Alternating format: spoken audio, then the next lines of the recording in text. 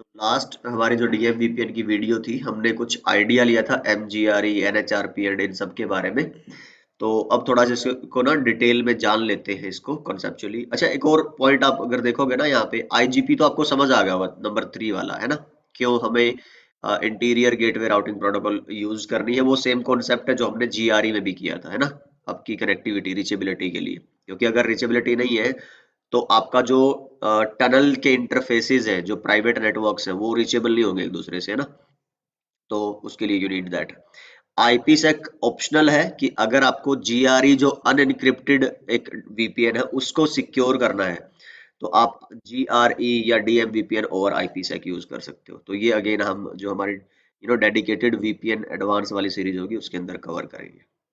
ठीक है। सो एमजीआरई क्या है? तो इसमें कहता है कि make use of tunnel source and tunnel mode mGRE. मतलब ये हुआ कि जैसे याद करो आप, आपका जीआरई वाला कॉन्सेप्ट, उसमें जो हब है और स्पोक है, let's say spoke 1, spoke 2, spoke मतलब साइट्स आपकी, इनके बीच में आपको क्या करना था? टनल बनाने के लिए हब पे नंबर ऑफ टनल्स उतनी ही बनानी पड़ रही थी जितनी साइटों से आप जुड़ रहे हो। ये टनल 0 बनाई थी, टनल 1 बनाई थी, टनल 2, और इधर आपको सोर्स भी देना था, डेस्टिनेशन भी देना था। इसके लिए इधर भी इसके लिए सोर्स भी डेस्टिनेशन भी। ठीक है। तो इधर की डेस्टिनेशन क्या होती थी? लेट्स से हमने लिया था, इसकी आईपी थी 25.1.1.2, 35.1.1.2, 45.1.1.4 थी, आई गेस इसकी 3 थी, इसकी 4 थी। ठीक है। तो यहाँ पे अपने को बताना पड़ रहा था हब पे कि भाई इंटरफेस टनल 0, आईपी एड्रेस इस नेटवर्क का जो हमने लिया था 192.168.10.0, इधर लिया था 20.0, इधर लिया था 30.0। तो सोर्स में खुद की आईपी जो यहाँ पे है और ये एक्चुअली ऐसे था, है ना, अगर आपको ध्यान हो तो, कि भाई एक सिंगल हमने ऐसे लिया था और बीच में इस राउटर से जोड़ा था। ठीक है। तो ये ऐसे था, लाइक दिस। तो ये तो सिंगल इंटरफेस था, तो सोर्स तो सेम था अपना 15.1.1.1, लेकिन डेस्टिनेशन हर एक टनल के लिए अलग थी। कौन सी? इसके केस में डेस्टिनेशन बनी थी 25.1.1.2, टनल 1 के केस में बनी थी 35.3, और टनल 2 के केस में बनी थी 45.4। ठीक है। बात समझ आ रही है? 3 टनल बनी, तीनों में अलग अलग डेस्टिनेशन। जो अगर 100 साइटें हैं तो 100 टनल, समझ रहे हो, और मैनुअल। लेकिन एमजीआरई का यूज करके डीएमवीपीएन क्या आपका काम आसान करता है? ये बोलेगा कि आप हब पे सिर्फ एक टनल बनाओ। लेट्स से आपने बोल दिया इंटरफेस टनल 0। ठीक है। और आप इस पे सोर्स तो बता दोगे, ये हो गया सोर्स, और डेस्टिनेशन में आप बता दोगे एमजीआरई। ठीक है। मल्टी पॉइंट जीआरई, बस इतना काम करना है आपको। ठीक है। मैं आपको लैब में दिखाऊंगा ये सारी बातें। तो लास्ट में मैंने क्या बताया था वीडियो में, कौन सी प्रोटोकॉल काम करती है फिर रेजोल्यूशन के लिए?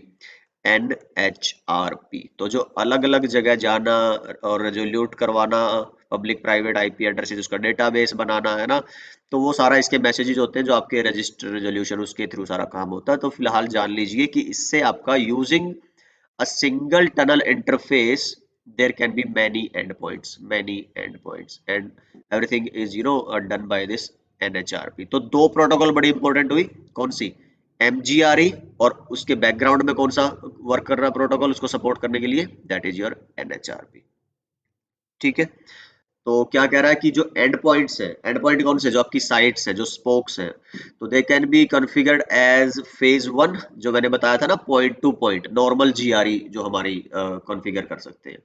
या फिर हमने देखा था कि ये तो नोबडी यूज दिस, तो कौन सा? फेज 2, जिसमें यहाँ पे भी एमजीआरई यूज हो रहा था, है ना, जीआरई मोड एमजीआरई, वो मैं दिखाऊंगा आपको मोड एमजीआरई कैसे कमांड चलाते हैं इंटरफेस के अंदर जाके टनल के। सेम आप यहाँ पे भी कर सकते हो कि अब इस पे भी आप एमजीआरई। तो everywhere you make it more scalable. And और क्या लिखा है? Mapping of private to public is done by NHRP, ये मैंने आपको बताया है। ठीक है। मैं आपको ये लैब में भी सारी चीजें समझ आ जाएगी, ऐसा ये नहीं है कि सिर्फ थियरी ही लिखी है, ये सारे पॉइंट्स हमारे लैब में भी हम वेरीफाई करेंगे। चलिए, एनएचआरपी क्या है? तो कहता है कि जैसे आर्प काम करती है इथरनेट नेटवर्क्स में, इनवर्स आर्प करती है फ्रेम रिले नेटवर्क्स में, जहां पे आपको public IP to DLCI number to public IP वो रिजोल्व करने होते हैं। तो ऐसे ही आपको यहाँ पे डीएम वीपीएन में private to public, public to private IP जो रिजॉल्व करने हैं एक स्पोक को बाकी स्पोक्स के, for that you use NHRP। ठीक है, ये वही मैंने बात कर ली है अभी। एनबीएमए का लास्ट वीडियो में मैंने बता दिया था आपको।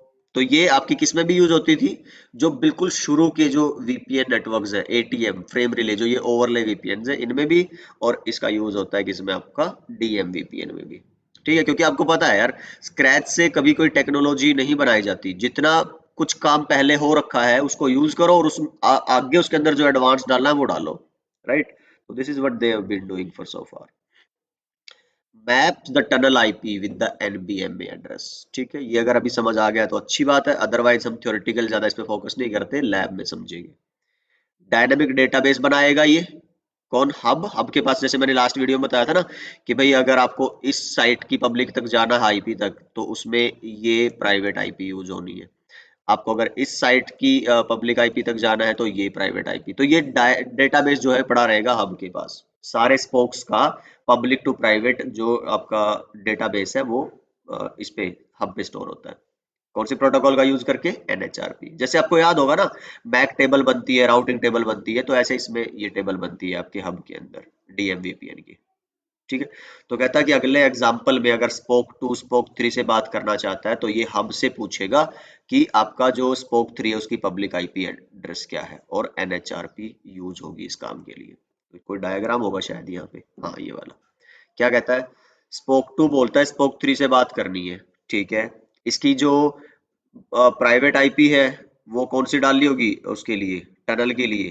तो यहाँ पे कोई टनल के लिए एड्रेस यूज किया होगा इन्होंने ना, लिखा नहीं होगा शायद हमने, नहीं यूज कर रखा। ठीक है, ये रहा, शायद यही होगा 172.23.0.1 में बी, आई डोंट नो। तो यहाँ पे कोई प्राइवेट एड्रेस होगा टनल के लिए। चलो मैं मान लेता हूँ 192 168 और 30.0 का, तो 30.3 यहाँ पे है।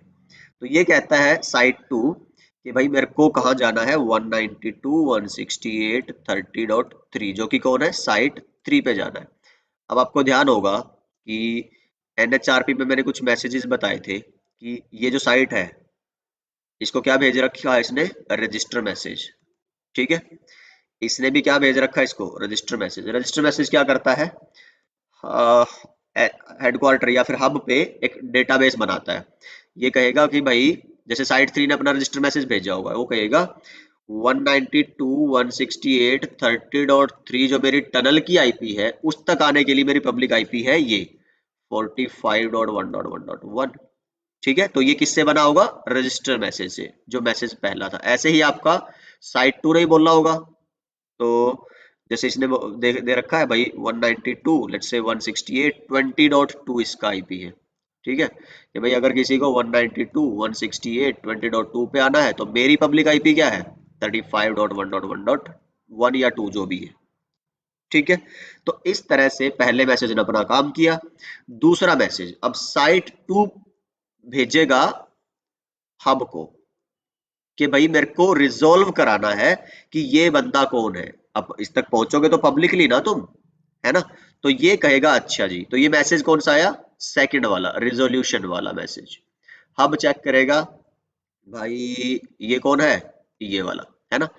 तो आप क्या करोगे फिर, यहां से इसके बीच में एक बन जाएगी टनल आपकी।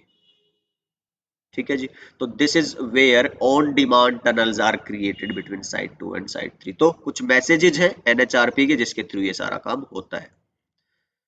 ठीक है, सेंटर में कौन है आपका, हब जो राउटर है। यही हम उसमें करेंगे, लैब में कॉन्फ़िगरेशन करके देखेंगे। एक और चीज जो जाननी है कि भाई जो आपके DMVPN में जो हब है ना, उसको जानते हो आप NHS के नाम से, नेक्स्ट होप सर्वर। जो NHRP की लैंग्वेज है ना, उसके केस में NHRP जो साइट्स या स्पोक्स पे चलता है वो उसको बोलते हैं क्लाइंट, कि भाई ये सारे क्या है आपके क्लाइंट्स हैं। और जहां पे डायनामिक डेटाबेस, जहां पे डेटाबेस बना हुआ है कि भाई कौन सी साइट की प्राइवेट आईपी किस पब्लिक आईपी से रीचेबल है, जैसे मैंने अभी थोड़ी देर पहले एग्जांपल दिया था। तो जहां पे ये डेटाबेस पड़ा है वो आपका है नेक्स्ट हॉप सर्वर। और जो आपकी साइटें हैं जिनको ओकेजनली इनके बीच में कम्युनिकेशन करवानी पड़ सकती है, वो होती है स्पोक। ठीक है, client NHC, next hop client. तो एनएचसीज के पास डेटाबेस नहीं है बाकी स्पोक्स का, तो इनको किससे पूछना पड़ रहा है? तो वो होगा एनएचएस, जिससे पूछना पड़ेगा वो होगा NHS, next hop server. I guess ये क्लियर हो गया होगा। हब एनएचएस, स्पोक्स और साइट्स आपकी एनएचसीज। ठीक है, इसकी लैंग्वेज में, ये एनएचआरपी की लैंग्वेज में आपको थोड़ी बताने की कोशिश कर रहा हूँ। तो हब राउटर कॉन्फ़िगर हो रखा है एनएचएस की तरह, क्लाइंट राउटर आपके एनएचसी की तरह।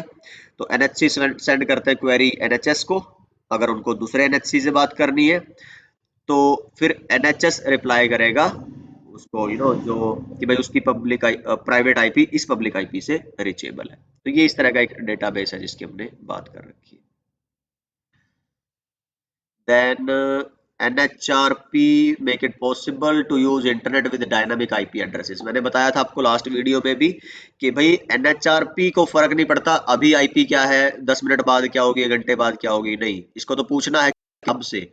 और जैसे ही आपका आईपी चेंज होगा, लेट्स से साइट 1 का या साइट 2 का, पहले जो पब्लिक आईपी था 1.1.1, ठीक है, प्राइवेट आईपी था 192.168.10.2, ये इसने हब के साथ रजिस्टर कर रखा होगा अपना टाइप 1 मैसेज भेज के, जो रजिस्टर मैसेज था। तो हब के पास एंट्री आ गई भाई 1.1.1 आईपी जरूरत पड़ेगी 192.168.10.2 तक जाने के लिए, ठीक है। लेकिन ये डेटाबेस डायनेमिक है, इसका मतलब कल को अगर आपका मान लो यहाँ पे आईपी चेंज होता है, पब्लिक आईपी 2.2.2.2 आ गया, तो ये दोबारा एक रजिस्टर भेजेगा और यहाँ पे ये आईपी क्या हो जाएगी, अपडेट हो जाएगी। ठीक है, तो NHRP make it possible to use internet with dynamic IP addresses।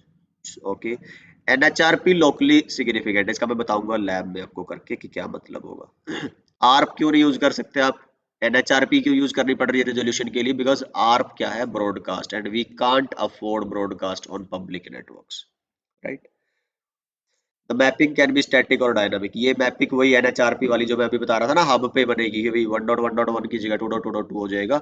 तो वो आप स्टैटिक तरीके से भी बना सकते हो, आप खुद चाहो ना कि भाई एनएचआरपी वो डायनामिकली ना करे, आप करोगे हब पे कॉन्फ़िगर कि भाई इस पब्लिक आईपी तक जाने के लिए ये प्राइवेट आईपी यूज करो, इस तक जाने के लिए ये प्राइवेट।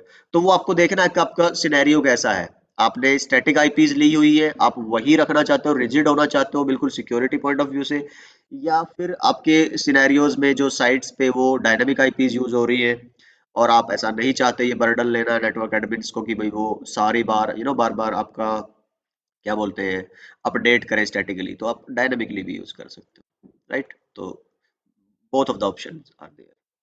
ये मैं आपको बता चुका हूँ, बट थियोरेटिकल लिखना जरूरी है आपके रेफरेंस के लिए। So here it is, registration request पहला मैसेज जो स्पोक यूज करते हैं अपने आप को एनएचएस, स्पोक कौन, एनएचसी, एनएचएस पे अपने आप को रजिस्टर करते हैं कि भाई मेरी ये प्राइवेट आईपी टनल की आईपी तक आने के लिए ये पब्लिक आईपी अब आप यूज कर सकते हो। तो स्पोक टू हब टनल बनाने के लिए यूज होता है registration message, spoke to spoke tunnel बनाने के लिए यूज होता है रेजोल्यूशन। और डीएम वीपीएन फेज 3 में मैंने आपको बताया था एक और मैसेज आता है, वो है रीडायरेक्ट। ओके, देन ये फेजेस है आपके, कि जो फेज 1 है like nobody use spoke to hub है, तो डायरेक्ट उसके अंदर क्या था, हमने हब पे यूज किया था एमजीआरई और सारे स्पोक्स पे यूज किया था point to point traditional GRE. तो उसमें सिर्फ टनल किसके की बीच में बनेगी, आपके जो हब के साथ सारे टनल बनेगी, किसकी, स्पोक्स की। तो हमेशा अगर इसको यहाँ जाना है ना, तो इनके बीच में कभी कोई डायनामिक टनल नहीं बनेगी, हमेशा ऐसे ही आना पड़ेगा, ठीक है। तो इसको इम्प्रूव करने के लिए आपके पास फेज 2 है कि भाई आप एक बार तो ये टनल बनेगी, लेकिन उसके बाद जब आपको स्पोक टू स्पोक जाना है तो ऑन डिमांड फिर यहाँ इनके बीच में भी डायरेक्ट टनल बन सकती है। फेज 3 में क्या होता है भाई, समराइजेशन, डिफरेंट नेटवर्क के बीच में कम्युनिकेशन ओवर डीएम वीपीएन वो सपोर्ट कराना है। तो for that we use redirect messages of NHRP which make phase 3 possible. तो वो बाद में, फिलहाल हम फोकस सिर्फ कर रहे हैं एनएचआरपी के फेज 1 एंड फेज 2 पे, डीएमवीपीएन के फेज 1 एंड 2 पे। तो ये लिखा है सारा, आप देख लो, इसमें ऐसा कुछ आई गेस नहीं होगा जो बताने वाला।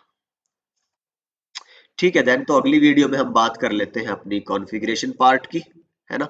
डीएम वीपीएन कॉन्फ़िगरेशन फेज 1 बताऊंगा पहले, तो एक बार थोड़ी चीजें समझ आ जाए, फिर उसका आपको एक लॉजिक समझ आ जाएगा, और फिर रेफरेंस रहेगा कि हाँ कैसे फेज 2 बेहतर है फेज 1 से, है ना।